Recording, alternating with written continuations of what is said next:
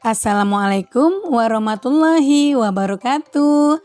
Halo anak-anak hebat kelas 3, apa kabar? Bertemu kembali dengan channel Ibu Amelia Madonna. Hari ini kita belajar latihan soal tema 3, subtema 1 untuk persiapan kamu ulangan harian atau ujian akhir semester. Tonton sampai habis ya, jangan di skip. Soal pertama, benda-benda di sekitar kita dapat dibedakan menjadi benda hidup dan benda mati. Benda berikut ini yang termasuk benda mati adalah A. Manusia dan tumbuhan, B. Air dan tanaman, C. Tanah dan batu, D. Hewan dan kayu. Ya, jawabannya adalah C. Tanah dan batu. Soal kedua, di bawah ini yang tidak termasuk benda adalah A. Cahaya, B. Udara, C. Minyak, D. Emas. Kira-kira jawabannya apa ya? Ya, jawabannya adalah A. Cahaya.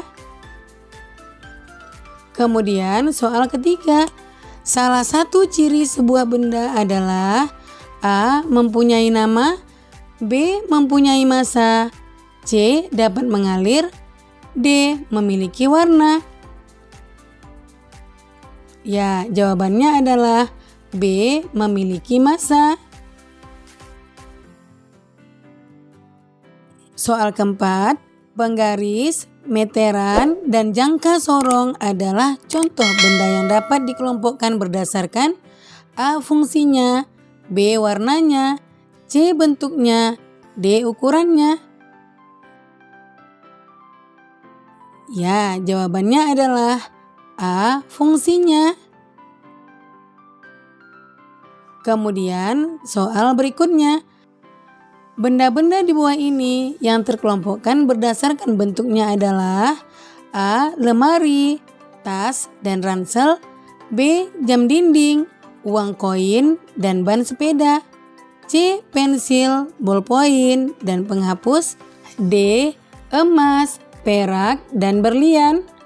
Kira-kira jawabannya apa ya? Ya, jawabannya adalah B. Jam dinding, uang koin, dan ban sepeda. Soal nomor 6, alat musik di bawah ini yang termasuk alat musik ritmis adalah A. Piano dan gitar, B. Drum dan gendang, C. Harmonika dan seruling, D. Biola dan kecapi. Ya, jawabannya adalah B. Drum dan gendang. Kemudian soal nomor 7, alat musik ritmis adalah alat musik yang titik-titik. A. Memiliki senar, B. Memiliki dawai, C. Terbuat dari kayu, D. Tidak memiliki nada. Ya, jawabannya adalah D. Tidak memiliki nada. Kemudian soal selanjutnya, musyawarah mempunyai tujuan untuk menghasilkan titik-titik. A. Keuntungan pribadi, B. Pekerjaan yang baru, C. Keputusan bersama, D. Kebijakan pemerintah. Ya, jawabannya adalah C. Keputusan bersama. Kemudian soal nomor 9, kayu yang ada di sekitar kita banyak yang berasal dari pohon-pohon di hutan.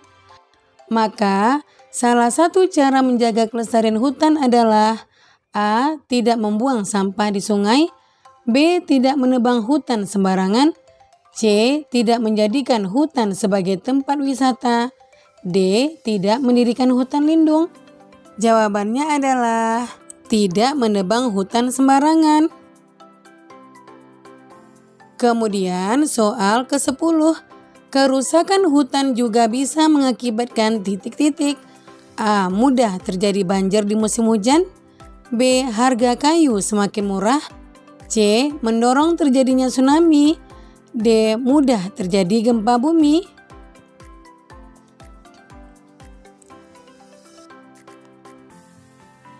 Ya, jawabannya adalah A.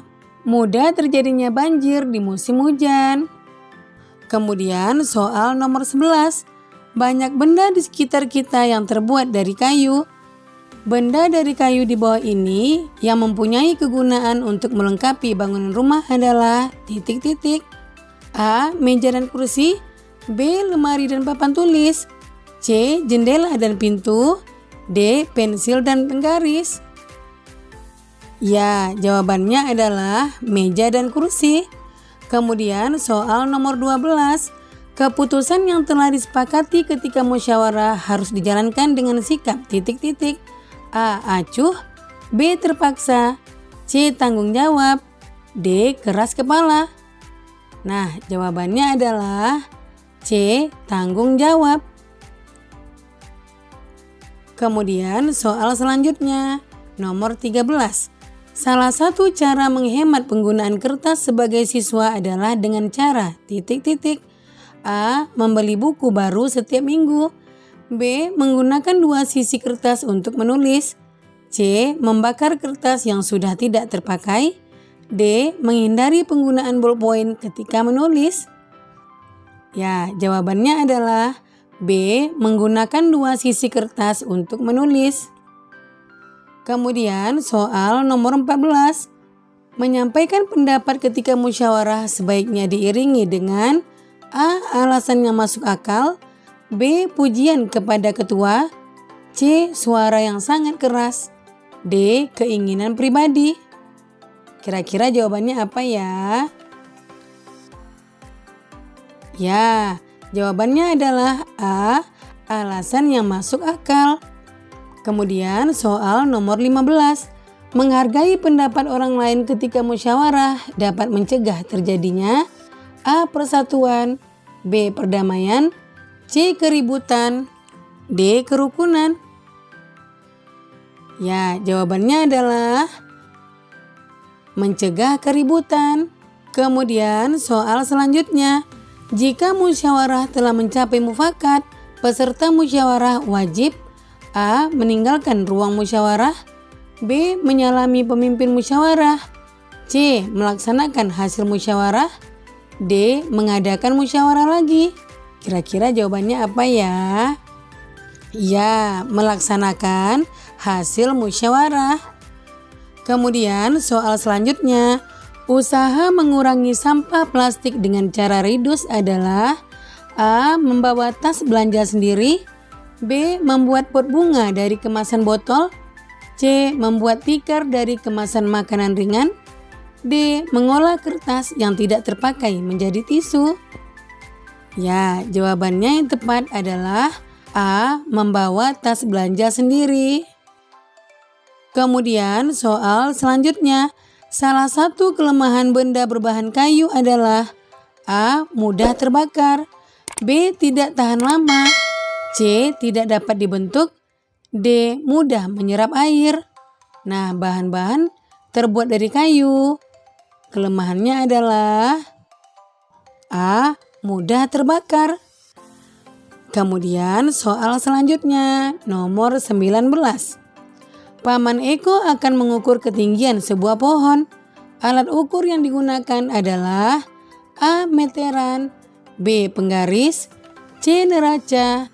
D. Jangka sorong. Nah, anak-anak hebat, untuk mengukur ketinggian sebuah pohon, alat ukur yang digunakan adalah A. Meteran. Kemudian soal selanjutnya, nomor 20.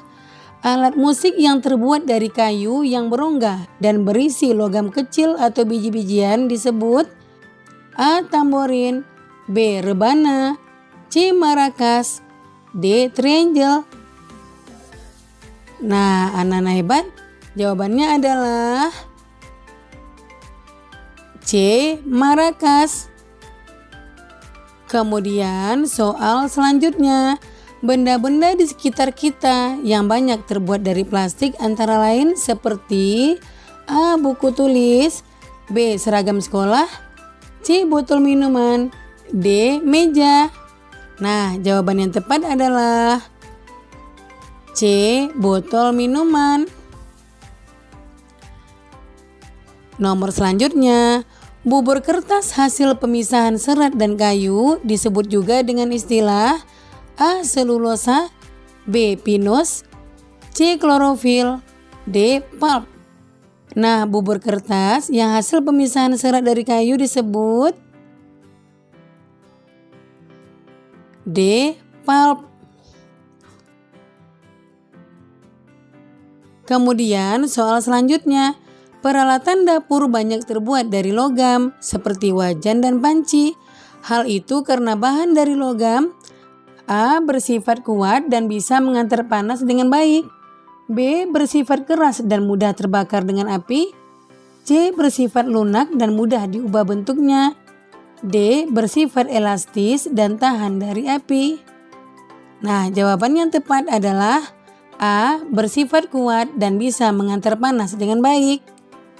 Kemudian soal nomor 24. Benda-benda di bawah ini yang biasanya terbuat dari bahan karet adalah A. gelas dan piring, B. sendok dan garpu, C. meja dan kursi, D. sendal jepit dan ban sepeda.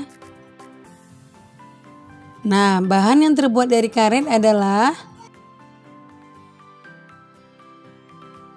sendal jepit dan ban sepeda.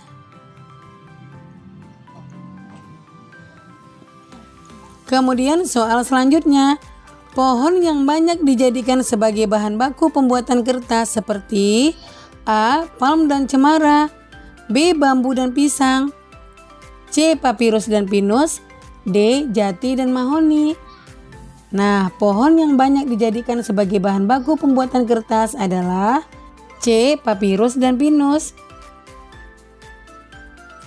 Kemudian soal isian. Yang pertama, proses terurainya sampah plastik secara alami membutuhkan waktu yang titik-titik. Ya, jawabannya adalah sangat lama. Kemudian soal kedua, bahan baku pembuatan kertas adalah titik-titik.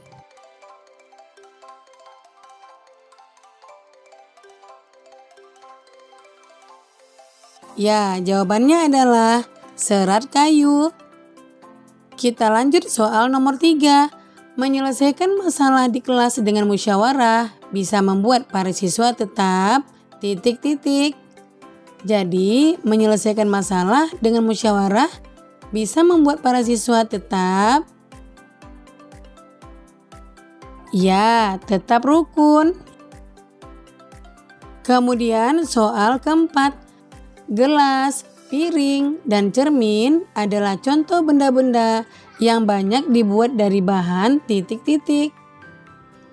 Ya, jawabannya adalah dari kaca. Kemudian soal selanjutnya, yang kelima, pensil, meja, kursi, dan pintu rumah banyak yang terbuat dari titik-titik. Ayo anak-anak hebat, kamu pasti tahu ya. Ya, benar sekali. Jawabannya adalah dari kayu.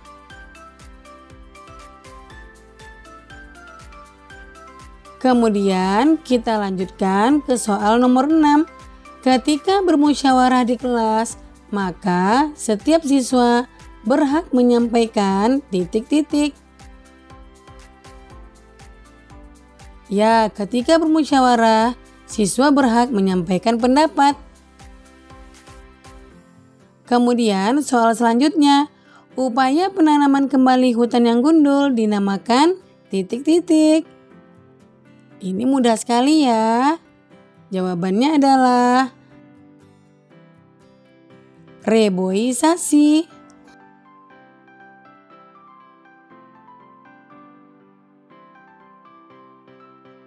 Kemudian soal selanjutnya, segala sesuatu yang menempati ruang dan mempunyai massa dinamakan titik-titik.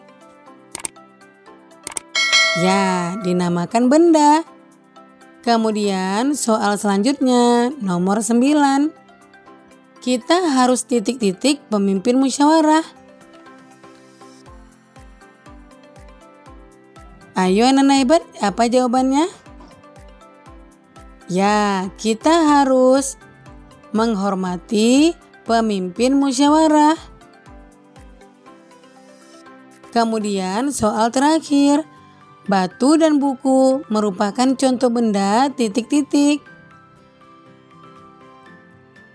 Ya, batu dan buku adalah contoh benda, ya benda mati. Bagaimana anak hebat? Mudah bukan?